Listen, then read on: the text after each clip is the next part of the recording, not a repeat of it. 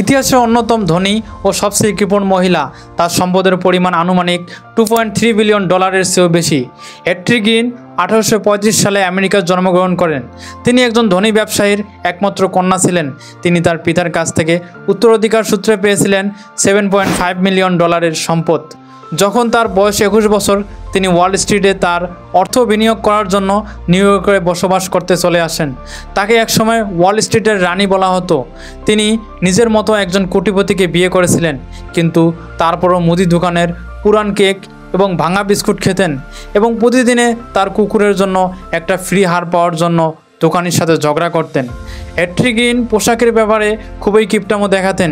16 বছর বয়সে যে পোশাকগুলো পরতেন সেইগুলোই সেলাই করে মৃত্যুর আগের দিন পর্যন্ত পরেছিলেন।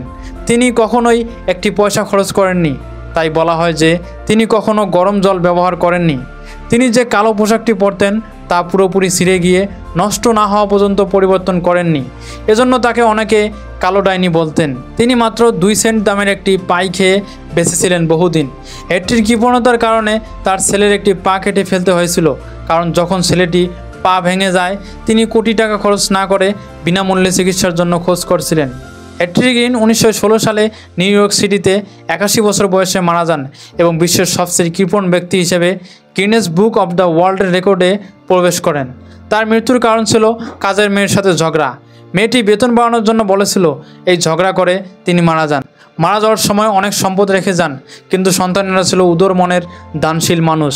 তার মেয়ে তার অর্থ দিয়ে একটি বিনামূল্যে হাসপাতাল তৈরি করেছিলেন, যেখানে সবাই বিনামূল্যে চিকিৎসা সেবা পেত। হেট্রি গ্রিন আমাদের এক গভীর বাস্তবতা শেখায়, টাকা দিয়ে সব কিছু মাপা যায় না।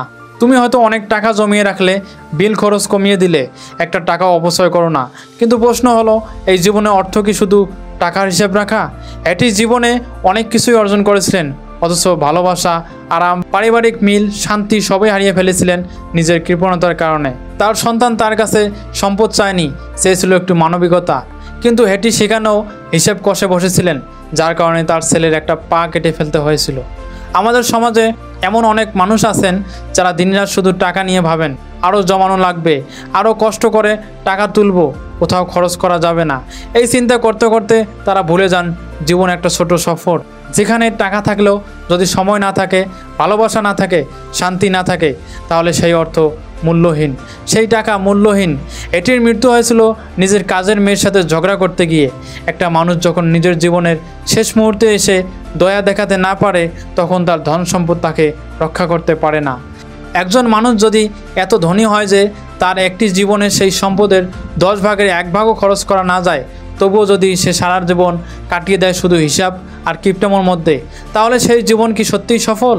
হেট্রি গ্রিন আমাদের চোখে আঙুল দিয়ে শেখায়, জীবনে শুধু টাকা জমিয়ে রাখা, প্রতিটা খরচে হিসাব কষা, নিজের প্রয়োজনকেও অগ্রাহ্য করা, এসব কখনো জীবনের পরিপূর্ণতা আনতে পারে না। তার মতো একজন ওয়াল স্ট্রিট কুইন হয়েও তাকে মানুষ মনে রাখেননি তার ব্যবসায়িক সাফল্যের জন্য, বরং মনে রেখেছেন একটি অপমানজনক উপাধিতে বিশ্বের সবচেয়ে কৃপণ মানুষ হিসেবে। ভাবো, এমন পরিচয় কি আমরা চাই? নিশ্চয় না। তুমি হয়তো ভাবছো, আমি তো হেট্রি গ্রিন নই, আমি তো এত ধনী না। তা ঠিক আছে, কিন্তু প্রশ্নটা ধন সম্পদের না, প্রশ্নটা তোমার মনের। তুমি তোমার পরিবারের জন্য কি করেছো? তুমি কি বন্ধুদের একটু সময় দাও, একটা ভালো কথা, একটু দয়া, অসহায় মানুষকে দান? এই ছোট ছোট জিনিসগুলোই জীবনের বড় সম্পদ। তুমি কত টাকা আয় করলে সেটা কেউ মনে রাখবে না, তুমি কি আয় করলে সেটা কেউ মনে রাখবে না, কিন্তু তুমি কার জন্য কি করছিলে, কাকে কতটুকু উপকার করেছিলে, সেটাই তোমার জীবনের আসল ইতিহাস হয়ে থাকবে।